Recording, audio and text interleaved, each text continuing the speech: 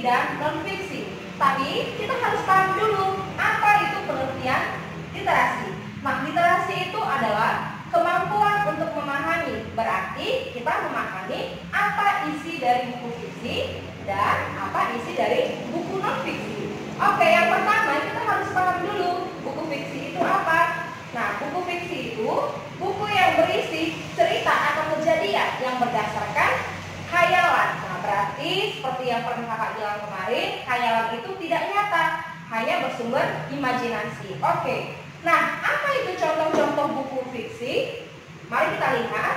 Yang pertama ada buku cerita anak. Nah, yang kedua ada dongeng. Yang ketiga ada novel. Keempat cerita pendek, fabel dan komik. Oke, kalau buku cerita anak, dongeng, novel, cerpen, kalian sudah pasti paham. Nah, contohnya ada anak-anak yang akan tidur, dia akan dibacakan dongeng oleh mama dan papanya sebelum dia tidur. Nah, itulah yang termasuk ke dalam buku fiksi. Nah, yang selanjutnya ini fabel. Udah tahu kan apa pengertian fabel? Kemarin kita sudah membahas kalau fabel itu mengenai cerita tentang kisah hewan. Nah, kisah hewan itu berkarakter seperti layaknya manusia. Dia bisa berpikir seperti manusia, dia bisa bertindak seperti manusia, dia bisa bersikap seperti manusia. Jadi hewan yang seolah-olah seperti manusia. Nah, yang terakhir ada komik. Nah, pasti kalian sangat suka baca komik kan? Nah, komik itulah yang dimaksud dengan buku fiksi. Oke, selanjutnya ada buku non-fiksi. Nah, buku non-fiksi itu adalah buku yang dibuat berdasarkan kenyataan. Oke, kenyataan ini maksudnya seperti apa? Nah, ini contohnya. Nah, inilah buku yang berdasarkan kenyataan. Berarti ada isi pengetahuan untuk bisa memberikan pelajaran kepada kita yang membacanya. Nah, selanjutnya, contoh buku non-fiksi itu seperti apa? Nah, yang pertama ada buku pelajaran. Seperti inilah dia. Jadi kalau kita di bimbel, kita memakai buku non-fiksi yang bisa kita mendapatkan pengetahuan atau wawasan dari dalam buku ini. Oke, selanjutnya ada buku esai.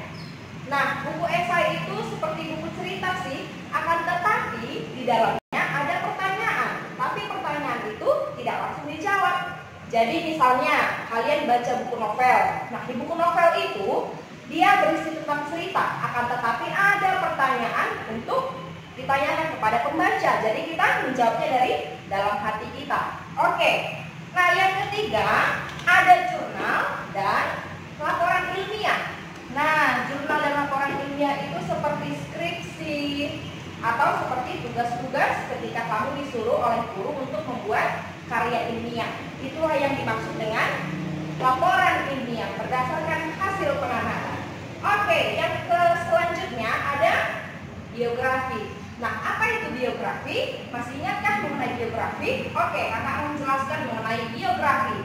Nah, biografi itu adalah buku yang berisi tentang cerita atau kisah hidup seseorang. Nah, contohnya kamu menuliskan buku mengenai kehidupan presiden kita saat ini kan? Presiden Joko Widodo, atau contoh presiden kita yang masa lampau mengenai kehidupan B.J. Habibie. Tidak hanya itu sih, tapi bisa jadi mengenai tokoh yang kamu kagumi seperti siapa? Artis misalnya, bagi yang laki-laki, pemain bola misalnya. Nah, bagaimana kisah kehidupan mereka? Itulah yang kamu tuangkan dalam biografi. Nah, kisah hidup itu kan nggak kita tebak-tebak kan? Berarti dia berdasarkan kenyataan, ada laporannya. Itulah yang dimaksud dengan buku non-fiksi. Jadi perbedaannya, buku fiksi, non-fiksi, kalau buku fiksi itu ada khayalan.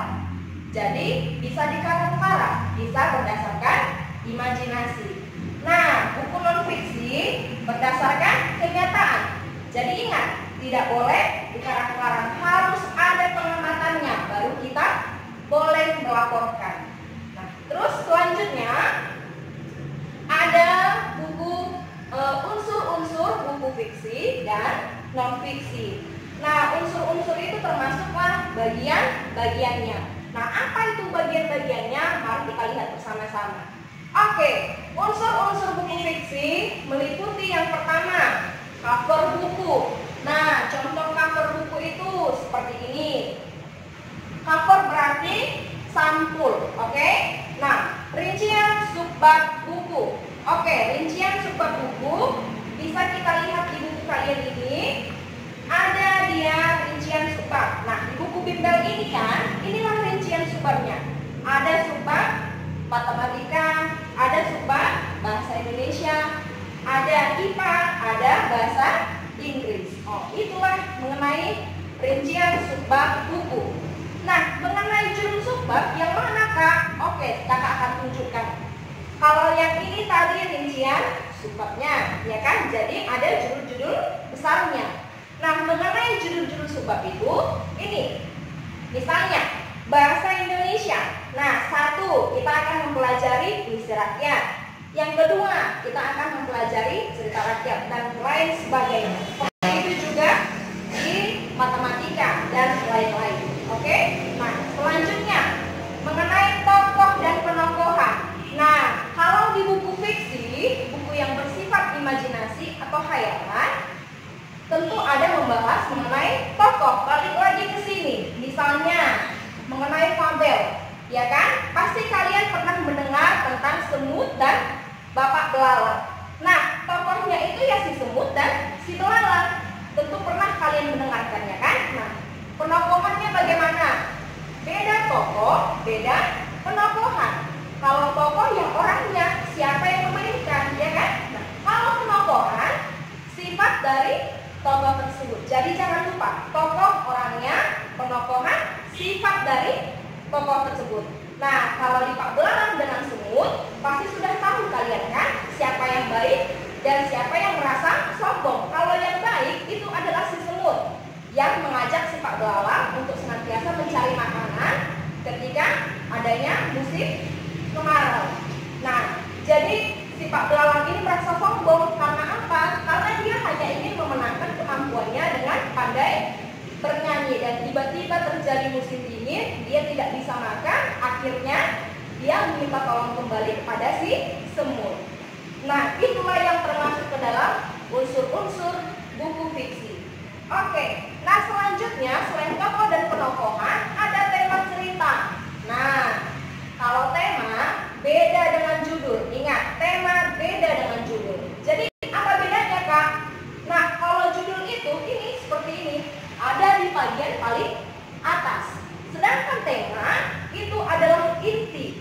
Jadi maksudnya begini, pokok permasalahan apa yang terdapat di dalam cerita tersebut. Jadi beda ya, kalau judul bagian atasnya, kalau tema di dalam cerita itu apa pokok cerita yang dibahas. Nah, oke, selanjutnya bahasa yang digunakan. Jadi semata-mata bahasa yang digunakan ini bukan semata-mata bahasa Inggris, bukan karena bahasa Indonesia, bukan. Tapi bahasa yang digunakan itu adalah bahasa yang mudah dipahami oleh si pembaca. Misalnya kalau anak-anak membaca buku itu, jadi anak-anak itu mudah paham membaca buku tersebut.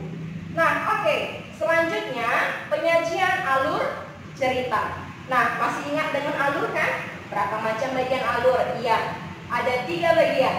Ada alur maju, ada alur mundur, dan ada alur campuran, maju dan mundur. Oke. Nah, selanjutnya ada unsur-unsur buku non fiksi. Nah, yang pertama tadi unsur buku fiksi, selanjutnya kita mempelajari buku non fiksi. Nah, apa itu, Kak? Oke, silakan kita perhatikan. Nah, yang pertama sama, ada cover buku, ada juga judul bukunya.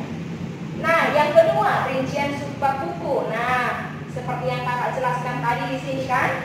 Nah, rincian itu judul besarnya, sementara judulnya ini bagian-bagian dari judul besarnya ini. Oke? Nah, selanjutnya isi buku. Nah, kalau isi buku itu ya pasti kalian sudah tahu. Nah, seperti inilah. Apa-apa aja bacaannya, apa-apa aja pertanyaan yang disajikan, itulah yang termasuk ke dalam isi buku. Nah, cara menyajikannya ini maksudnya ini, cara penyajiannya tidak terlalu rumit.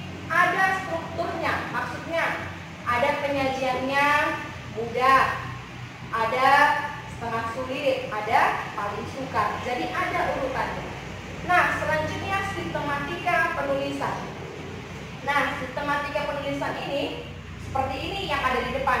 Jadi, judul dulu, baru isinya dulu, baru sistematika atau struktur-strukturnya, atau unsur-unsurnya, atau ciri kebahasaan yang dipakai. Jadi, secara berurut materinya yang akan dipakai. Baik. Nah, mengenai unsur-unsur buku, sekarang kita lanjut kepada langkah-langkah menyusun tanggapan. Oke, langkah-langkah menyusun tanggapan terhadap buku yang dibaca apa-apa aja ya. Oke, yang pertama ada jenis buku. Yang kedua ada keaslian ide. Yang ketiga ada bentuk. Yang keempat ada isi bahasa. Yang kelima ada kesimpulan. Oke, kita akan membahas secara satu persatu. Perhatikan. Nah, yang pertama ada jenis buku. Berarti untuk apa ya Kak jenis buku itu diperlukan ketika kita menyusun tanggapan? Ya pasti kalau kita tidak mengetahui apa jenis bukunya, pasti kita nggak akan tertarik, nggak akan mengetahui, nggak akan mau melanjutkan apa yang akan kita kerjakan. Ya kan? Sama seperti kita mengenal seseorang. Kalau kita nggak tahu dia siapa, ya mana peduli dia itu siapa, mana peduli kita mau kenal sama dia atau enggak, ya kan? Sama seperti itu. Jadi kita harus mengetahui apa bukunya itu, jenis untuk apa bukunya itu, dan apa perlunya untuk kita. Jadi kita harus paham. Oke? Nah, yang kedua ada keaslian ide. Nah, keaslian ide ini maksudnya apa ya Kak? Nah, keaslian ide itu adalah untuk mengetahui apakah buku tersebut merupakan karya asli pengarang. Nah, seperti yang kalian tahu, sekarang banyak buku yang dicetak ya, banyak buku yang tidak langsung dari siapa yang mencetaknya. Jadi banyak yang diperjualbelikan secara tidak izin dari pengarangnya langsung. Jadi nggak boleh ya membaca buku yang dibajak-bajak itu, ada hukumnya nanti, ada sanksi yang akan dikenakan ke kamu. Nah, jadi dari mengetahui jenis buku, kita harus tahu siapa sebenarnya yang mengarang, atau itu asli, entah itu tiruan. Nah, yang ketiga bentuk. Nah, bentuk seperti ini. Nah, jadi bentuk itu maksudnya bentuk besar bukunya, ukuran berapa bukunya, terus jenis kertas yang dipakai, entah kertas PS biasa kah, entah kertas ukuran berapakah itu, lalu gambar sampul. Nah, ini gambar sampulnya. Nah, terus jenis huruf yang dipakai. Kalau biasanya ketika kalian menulis, orang sering menulis dengan jenis tulisan Times New Roman, itu yang formal. Oke? Nah, dan sebagainya, yang lain-lain yang terkait dalam bentuk buku ini. Bentuk sama dengan ukuran atau tebal isi bukunya. Oke? Nah, yang keempat ada isi bahasa. Nah, sama seperti yang ini tadi, isi bahasanya. Nah, ketika kita mengetahui isi bahasanya, maka kita tahu gaya bahasa yang seperti apa dipakai dalam buku tersebut, dan bagaimana cara saya menulis, menyusun kalimat, apakah sesuai strukturkah atau kalau berantakan, tidak runtuh, tidak koheren, tidak ada kesesuaian. Nah, jadi ketika kita mengetahui memberikan tanggapan, kita harus tahu dulu unsur-unsurnya. Nah, yang terakhir kesimpulan. Nah, setelah kita mengerjakan yang keempat ini, barulah kita menulis kesimpulan. Maka dari kesimpulan itu orang-orang akan paham apakah buku itu perlu dibaca atau tidak. Sama dengan apakah buku itu layak untuk kamu pahami atau enggak sama sekali. Jadi kalau enggak sama sekali, untuk apa? Kalau enggak penting, ya kan? Oke, selanjutnya kita akan belajar mengenai unsur-unsur meresensi buku fiksi dan non-fiksi. Nah, yang pertama ada data buku atau identitas buku. Apa sih bagian-bagian itu? Nah, yang pertama ada judul buku. Judul buku bisa kamu lihat ini contohnya yang biasa kamu pakai pada saat bimbel kan? Nah, judul bukunya jadi apa? Pemantapan belajar kelas 7 SMP. Itulah judulnya. Nah, yang kedua, nama penulis buku. Nah, nama penulisnya ini berarti tim tentor bimbel Star Ed. Berarti siapa tentor-tentormu? Nah, mereka lah yang menulis, yang bekerja sama untuk menulis buku kamu supaya kamu pelajari. Nah, yang ketiga, nama penerbit. Nah, nama penerbitnya sudah pasti dari bimbel Star Ed. Nah, yang keempat, cetakan dan tahun terbit. Berarti ini adalah buku baru, tentunya diterbitkan pada tahun 2020.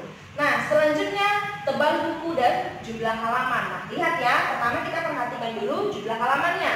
Kalau jumlah halaman di sini ada sampai halaman 142. Tapi tidak hanya itu. Jadi, apalagi Kak? Nah, tebal bukunya mulai dari cover. Ini juga walaupun dia halaman kosong tetap dihitung. Nah, ini juga gambarnya juga tetap dihitung, kata pengantarnya, baru daftar isinya juga tetap dihitung. Nah, sampai kepada halaman belakang tetap dihitung walaupun tidak ada isinya. Namanya tebal buku kan, berarti keseluruhan dari buku kamu ini. Nah, itulah kalau bagian data buku atau identitas buku. Nah, yang kedua, judul resensi. Berarti judul resensi itu sudah pasti resensi buku pemantapan belajar kelas 7 SMP. Nah, itulah dia. Terus yang ketiga ada ikhtisar isi buku. Apa itu ikhtisar ya? Nah, ikhtisar itu adalah mengenai bentuk singkat isi karangan secara keseluruhan. Nah, berarti apa lagi? Nah, berarti itu rangkuman. Jadi kan kalau kamu meresensi buku, itu tidak semua kamu tulis lagi, kan capek. Jadi kamu harus menulis intisarinya saja, rangkuman atau hal-hal yang penting yang akan kamu buatkan kembali untuk dibaca oleh orang lain. Nah, yang keempat ada kelebihan dan kekurangan buku. Dari mana kita tahu ini ya Kak? Nah, ini kalau kita mengetahui kelebihan dan kekurangan dari mana? Dari bentuk singkat tadi, dari karangan tadi, dari intisari buku tadi. Jadi dari intisarinya, rangkumannya, kita sudah tahu apa sih kelebihannya dan apa sih kekurangannya, layak atau tidak kamu pakai. Oke? Nah, yang kelima, kesimpulan sudah pasti seperti ini tadi kan. Nah, setelah kamu buat data bukunya, setelah kamu tahu judulnya, ikhtisar bukunya, kelebihan kekurangannya, pasti kamu akan paham apakah ini pantas atau tidak kamu jadikan sebagai buku panduan untuk belajarmu. Kalau pantas, bagus. Kalau tidak pantas, mari sama-sama kita saling memperbaiki. Oke? Nah, yang terakhir ada hubungan antara unsur buku fiksi dan non fiksi terletak pada maksudnya apa Kak? Jadi hubungan ini adalah kesamaan. Apa sih kesamaan buku fiksi dan non fiksi? Pasti ada kesamaan. Yang pertama ada sampul. Pasti kedua buku ini mempunyai sampul kan? Kan nggak mungkin sebuah buku nggak punya sampul. Jadi pasti mempunyai sampul. Yang kedua mempunyai subbab, sama seperti yang sana tadi. Ada judul besarnya. Nah, judul subbab ini ketika ada judul besarnya pasti ada bagian-bagian dari judul besarnya. Nah, kakak ulangi kembali. Apa itu literasi? Literasi adalah kemampuan menilai. Apa yang dinilai? Yaitu bagian isi buku dari buku fiksi dan buku non fiksi. Apa itu buku fiksi? Buku fiksi adalah buku karangan atau berdasarkan imajinasi seseorang yang tidak bersifat nyata. Nah, apalagi buku non fiksi ya Kak? Nah, buku non fiksi itu sama seperti buku yang kakak tunjukkan barusan. Buku yang kamu pakai untuk belajar atau buku yang kamu pakai ketika kamu akan mengetahui kisah-kisah seseorang, baik presiden ataupun tokoh-tokoh lain yang mau kamu kagumi. Oke? Nah, apalagi Kak yang perlu dipelajari dari sini tadi? Ini langkah menyusunnya, tadi sudah kakak jelaskan. Dan tadi ini yang paling terakhir. Nah, dari keseluruhan ini kakak berharap dan sangat berharap sekali kalian belajar lagi di rumah, dipahami lagi. Nah, jadi sampai sekian dulu pertemuan kita pada hari ini. Selamat sore, semoga kita bisa bertemu kembali